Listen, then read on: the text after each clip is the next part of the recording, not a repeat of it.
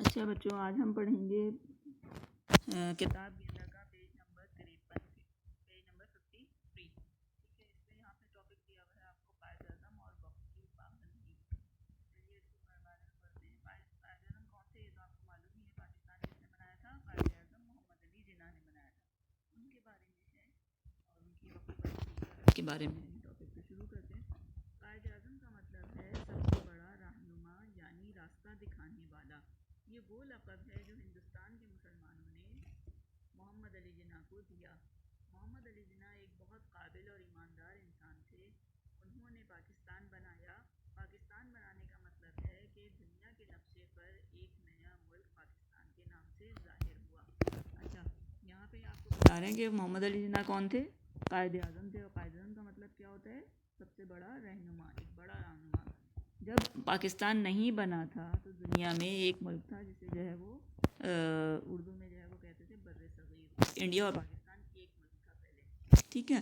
اب وہاں پہ جو مسلمان رہتے تھے ان کو بہت سارے مسائل کا سامنا تھا۔ ہندو جو تھے وہ ان کو ان کے دین پر عمل نہیں کرنے دیتے تھے۔ پھر وہاں کے مسلمانوں نے اور قائد اعظم کی قیادت میں جو ہے وہ ایک نیا ملک بنایا۔ قائد اعظم نے اس بات کو محسوس کیا کہ یہاں پہ مسلمان اکیلے نہیں رہ سکتے، ان کے لیے بہت سارے مسائل ہیں، ان کے لیے ان کا ایک الگ وطن ہونا چاہیے۔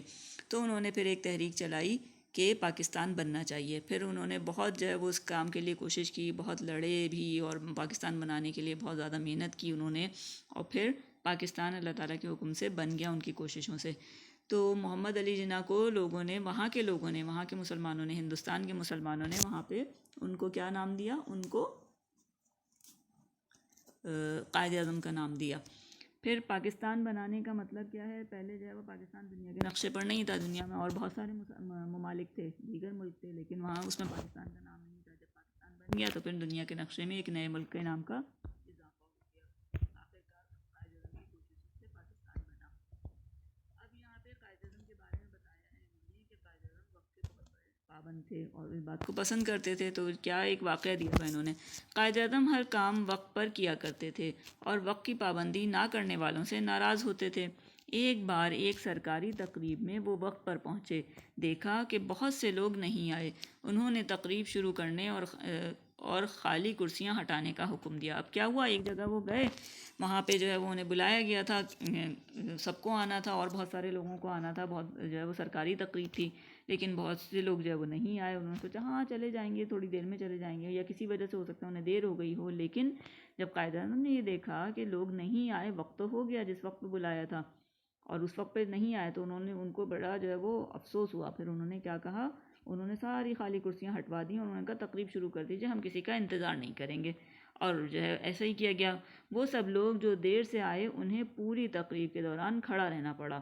وہ سب وقت کی پابندی نہ کرنے پر شرمندہ ہوئے۔ قائد اعظم نے ایسا کیوں کیا تھا؟ اس لیے کہ جو لوگ وقت پر نہیں آئے تھے ان کو تھوڑا سا احساس دلانا تھا کہ وقت کی پابندی بہت ضروری تھی۔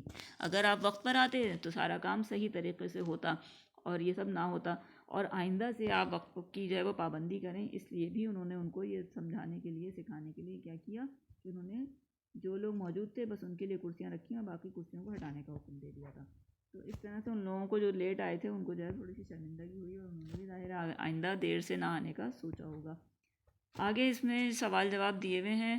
یہ سبق کس کے بارے میں ہے؟ تو جواب کیا ہوگا، یہ سبق قائد اعظم محمد علی جناح کے بارے میں ہے۔ محمد علی جناح کیسے انسان تھے؟ اوپر انہوں نے جو ہے وہ سبق میں دیا ہوا ہے، جیسے کہ آپ دیکھ سکتے ہیں محمد علی جناح ایک بہت قابل اور ایماندار انسان تھے، ٹھیک ہے۔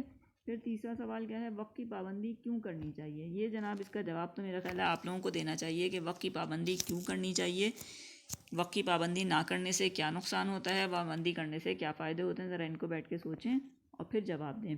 وقت کی پابندی اگر ہم نہیں کریں گے تو کیا ہوگا، ہمارے کام جو ہے وہ پڑے رہ جائیں گے اور وقت گزر جائے گا، تو بہت سارے کام ہمارے نہیں ہو سکیں گے۔ ایک تو یہ نقصان ہوتا ہے، باقی اور بھی بہت سارے نقصان ہوتے ہیں، تو وہ بھی آپ ذرا سوچ کے اس کا جواب خود سے لکھیے گا۔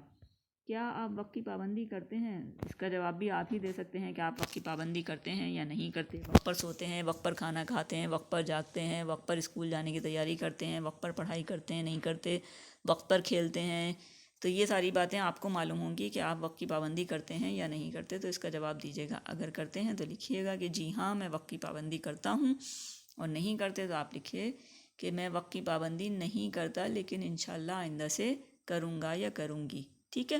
تو یہ کر لیجیے گا کام، اور پھر انشاءاللہ آگے جو ہے وہ نیکسٹ کلاس میں نیکسٹ ٹاپک کریں گے. اوکے، اللہ حافظ.